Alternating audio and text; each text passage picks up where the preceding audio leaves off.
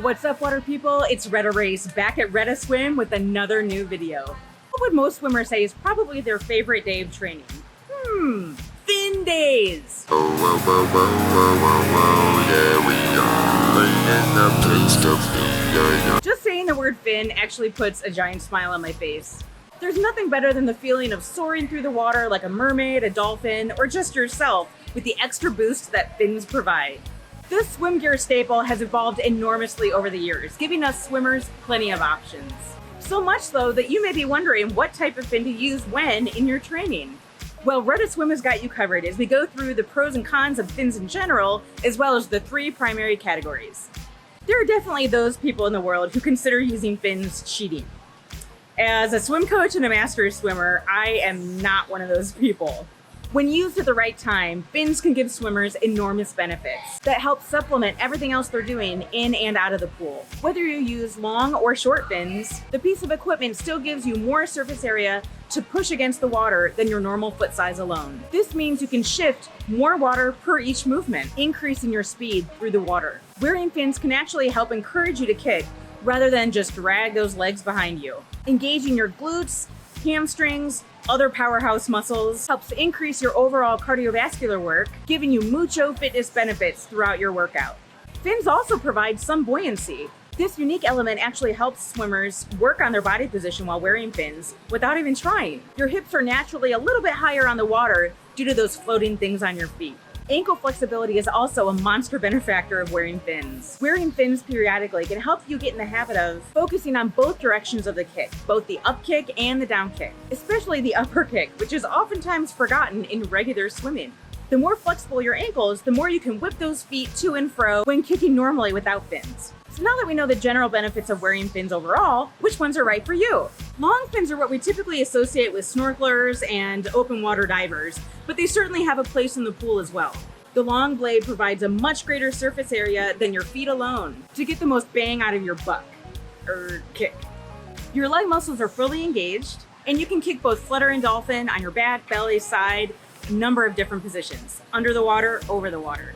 Long fins are a great option for beginner swimmers who are just getting used to the idea of keeping up with a consistent kick. But maybe quite yet they don't have the furious tempo that these long fins can't keep up with. And that's where these babies come into play, these short little fins. Seen on competitive pool decks everywhere, short fins actually help you mimic a more natural swimming kick. The longer the kick, the slower the tempo, which means these little babies are perfect for sprinters. We need to keep an unrelenting kick behind us in 50s and 100s of free and back, for example. And the short fin's smaller surface area enables us to do that. They even make short fins just for breaststrokers. I wouldn't know anything about that.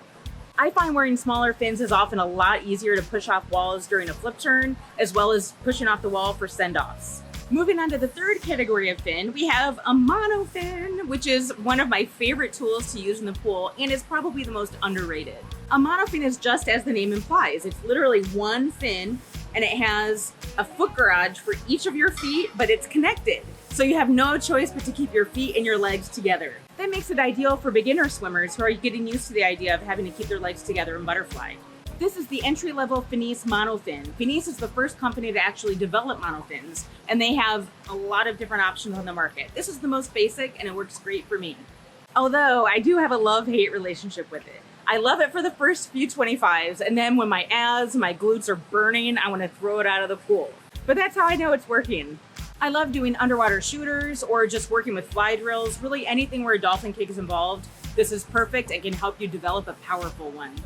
Before I highlight just a few of the fins that are on the market that I personally love, I wanted to go through just a couple reminders as you're introducing fins to your training for the first time, or you're just trying out a brand new pair of fins. Keep in mind there are definite variances in flexibility, the material, the design, the foot shape, really everything associated with fins. So just because one fin pair doesn't work for you, go ahead and give another pair a try. Order a couple off Swim Outlet, a couple off Amazon.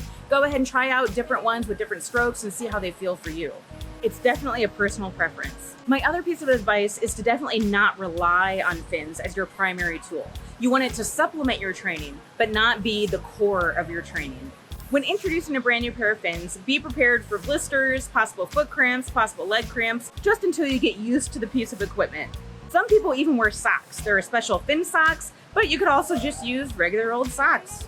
And finally, label your fins. Literally take a Sharpie, write your name or your nickname on your fins so they don't get mixed up with your teammates and end up in Susie Swimmer's bag. Let me go ahead and show you some of my favorite fins on the market today to see if there's one that you might want to try out.